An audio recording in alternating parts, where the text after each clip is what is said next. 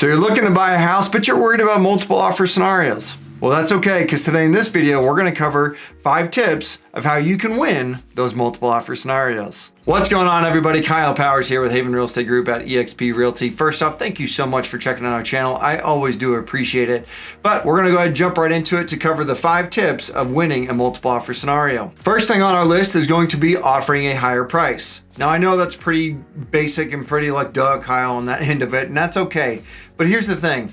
On the real estate agent side of things, what you are going to do is I'm going to come in, let's say I get 2 offers, 3 offers, 4, whatever it is. I'm going to come in on my side. I'm going to call up the agents, the buyer's agents on the other side and say, hey, we're calling for highest and best opportunity or highest and best offer.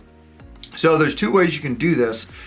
Come in and say, okay, boom, here's my highest. Let's just say it's a $250 is the list price, and let's say that we say, okay, my highest possible price that I'm willing to pay is $275. So you just go boom, hit that one right there, and that's your highest and best. Now, when you call for the highest, or when you offer your highest price or the higher price on things, it does a couple things. It shows the seller that you're serious about it, and then it shows them that you are really wanting the home. So when you offer that one, just go boom right to the highest. What happens is you're giving up potential equity, because let's just say that my other offer that I've got is only $255. Well, you just offered $275, which is great, and I'm not saying there's anything wrong with that.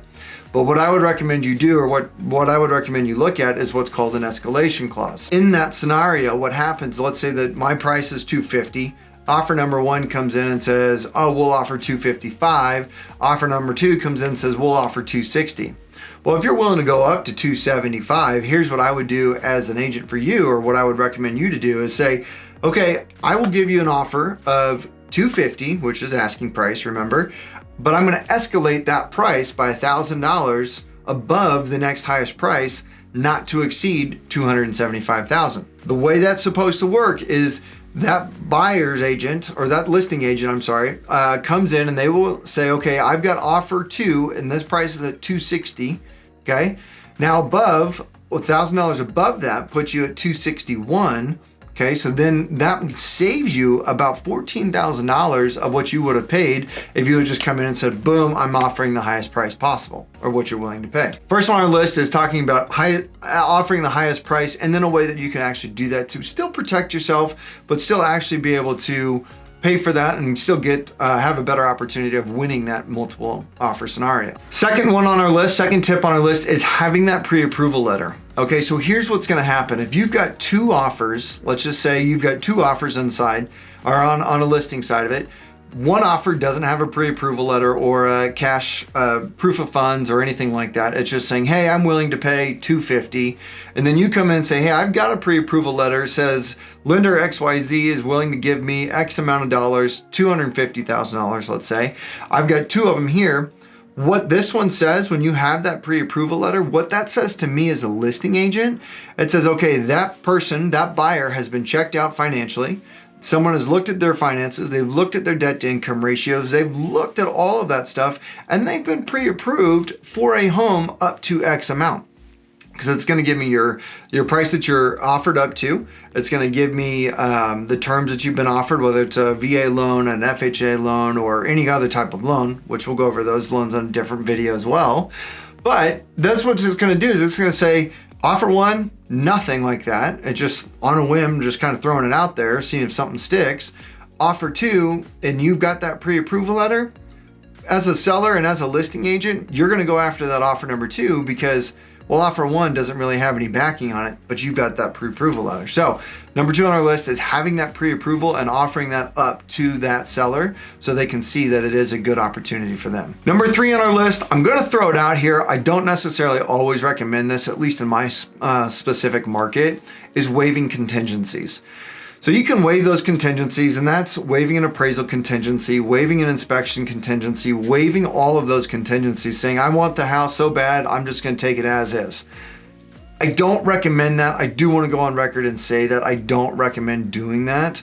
But it is an opportunity that you could, or it could look more appealing to a seller in that sense, just because they don't have to worry about inspections. They don't have to worry about all that stuff. Now, the only time there I would say it's okay to do that is if the seller had a previous contract with it, and they give you inspections and everything that way. So you've been able to review what the house looked like and making sure that they're not inspections from 5 years ago. So, but waiving contingencies, that will make your offer look a little more appealing to a seller. So I would definitely check that out and do that with caution. If you're gonna ever do that with caution, please, please, please. Thank you so much again for watching. I really do appreciate it. If you are liking this content, or if this is a benefit to you, please go and hit subscribe, go and hit that like button, and go and hit that little bell so you get notified of any future content. And as always, I do appreciate it. We'll continue on with the video. Number 4 on the list is being flexible with your closing date. Obviously, not every buyer is going to be able to do this, okay? So I want to be clear on that. Not every buyer is going to be able to say, yeah, okay, I can do it whenever. A lot of times we've got first-time home buyers that need to be out of a lease by a certain time. You've got people that are relocating here to Manhattan, and they are going to be here on a certain date, and they need to have a place to live and don't want to live in a hotel room. That's okay. But if you have the opportunity to be flexible with the seller on a closing date, like if let's say that you need to close on something by March 1, okay? Or you say to close on something by March 1, but that seller wants a couple extra weeks because they also don't want to have to live in a hotel room and all that kind of stuff. If you've got a scenario where you can be flexible with that, don't be so rigid on that, no, I need to be March 1, otherwise I can't do this, and deal's off. There's some give and take with that. So you always want to, when negotiating, you always want to work with a win-win.